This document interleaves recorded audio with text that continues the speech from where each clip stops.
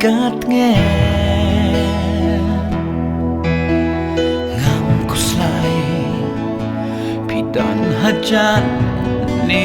ngai kam sil ka shutia jam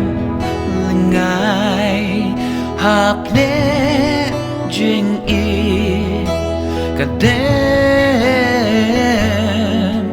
Jingieid she sin kan shem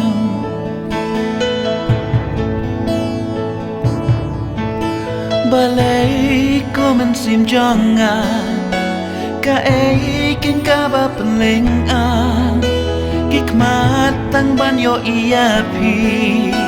ki hun no tang ala di jing mot ba shisha kan ne tang shi sin hi dan ban kan ria nu si la benta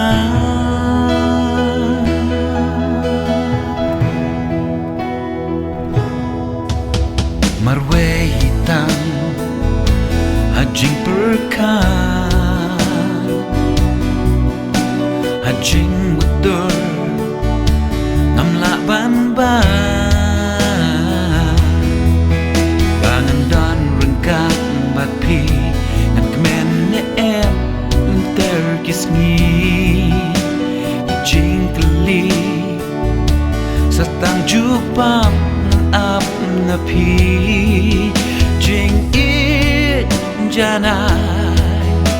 long kum mau lên nai hanga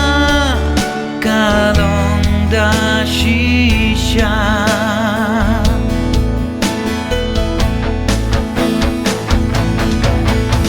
balay komen sim jonga ka ai ken ka ba pling a kikmat tang ban yo iya pi